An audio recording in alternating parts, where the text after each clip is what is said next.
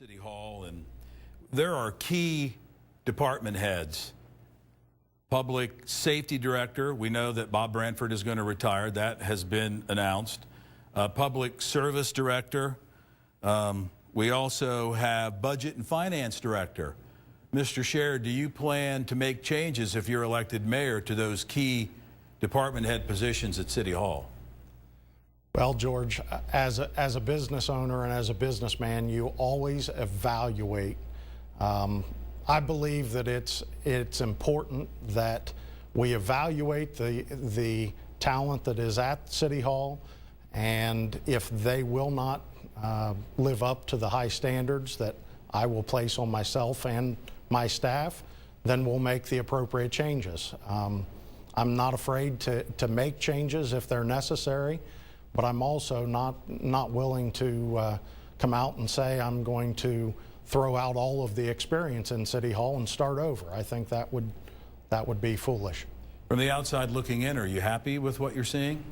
I've met with each and every one of the appointees, if you will, and I think that they have been somewhat effective. A lot of them have been there a number of years, but again, not being there on a day-to-day basis, I think we need to have an evaluation period.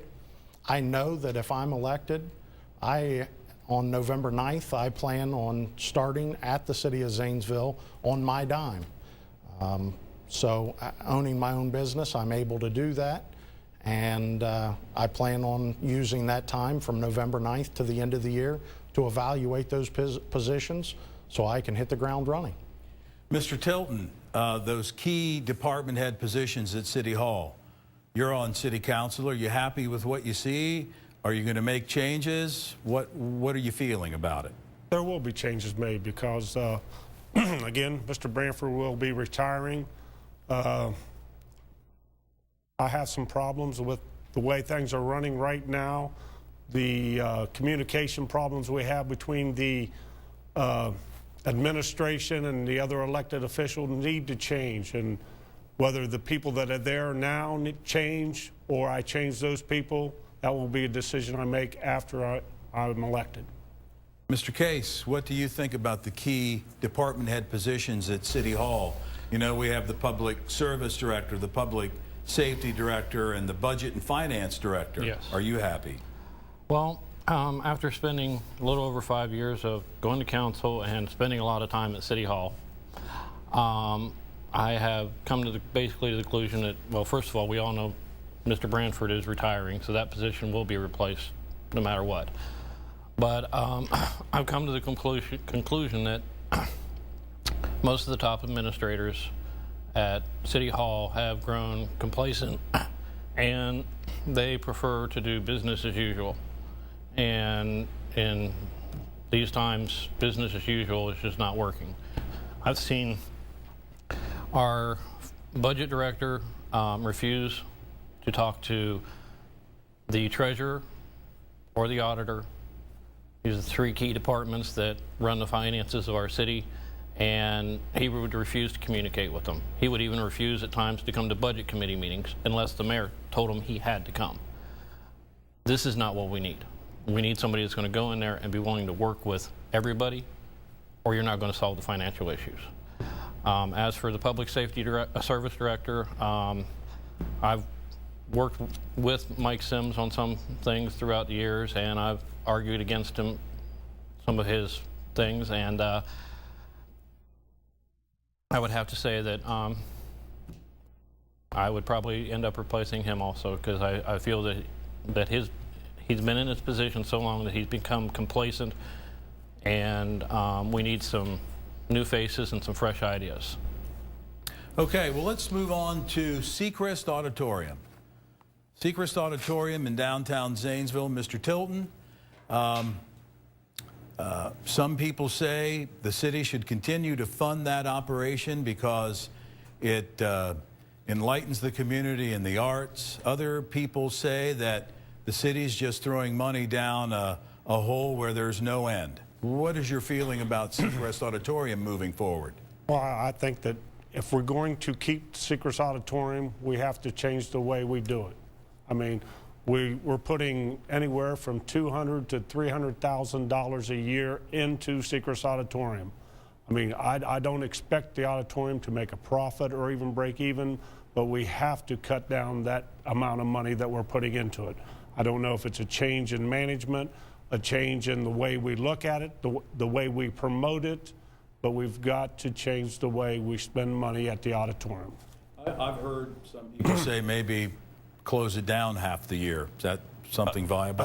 And we tried that in the past. We closed it down for 2 months.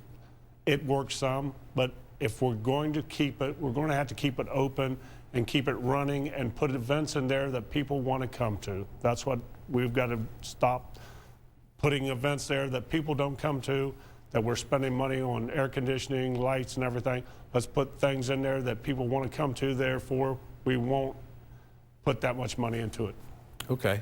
Mr. Scher, Sechrist Auditorium, what's your opinion?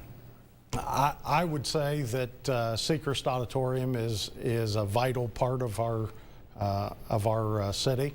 It's an asset that we cannot afford to replace or to lose.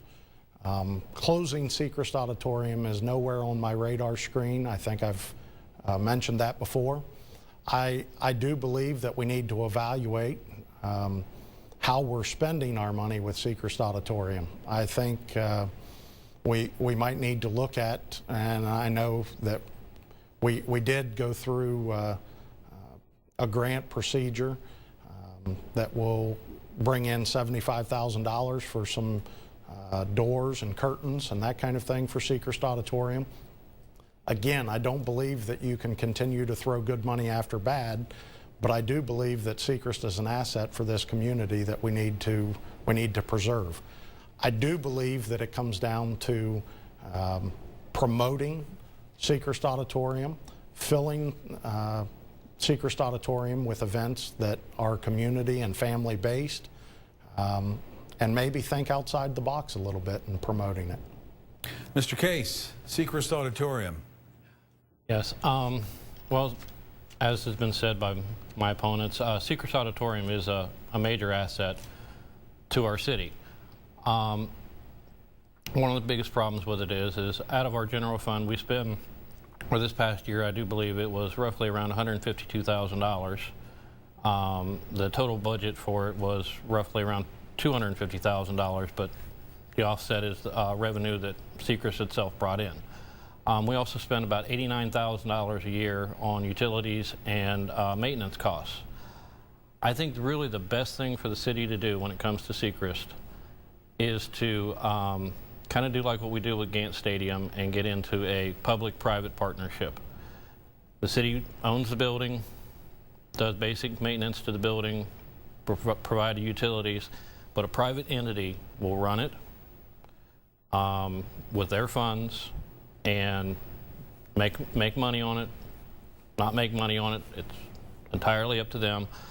But private-public partnership has worked very well with Gant Stadium, and I think if we find the right partner, that would work good for Sechrist Auditorium, and it would get the city out of the entertainment business, which is not what the city really should be doing.